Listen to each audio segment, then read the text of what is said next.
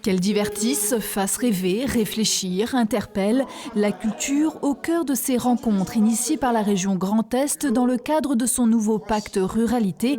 La première étape ce jour-là à l'abbaye d'Autray consistait à établir un diagnostic avec les acteurs locaux. On intervient surtout auprès de personnes en situation de handicap mental, comme le foyer Tremplin de Saint-Amé, dans des IME, et les structures sont toujours partantes pour mener les projets, mais après ce qui pêche toujours, c'est l'accompagnement financier. Le découpage administratif fait qu'on fonctionne souvent en silo et qu'il y a beaucoup de choses qui se passent les uns à côté des autres.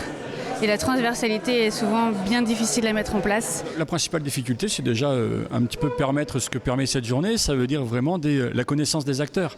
La connaissance des acteurs, la connaissance des financeurs et puis les liens qu'on peut faire aussi entre les collectivités territoriales et les acteurs associatifs. Notre travail, c'est de rayonner sur tout notre territoire et justement d'aller proposer des décentralisations, d'aller travailler avec toutes les strates des habitants du territoire, ce qui est très très chronophage, qu'on aime beaucoup. Et puis après, en tant que compagnie, il faut rester pertinente aussi au niveau national, transfrontalier, sur les réseaux. Donc il faut être partout. Premier constat, une richesse culturelle très importante dans le département. Une centaine de structures avec de nombreux bénévoles et des moyens financiers contraints malgré les aides des collectivités, mais d'autres types de soutien pourraient être apportés. Aider à remplir par exemple des dossiers de subvention. Peut-être renforcer le fonctionnement, l'aide, le soutien au fonctionnement et moins à l'investissement qui est le besoin quotidien des partenaires. La culture, facteur de vivre ensemble sur le territoire, est aussi vecteur d'emploi, de développement économique et d'attractivité.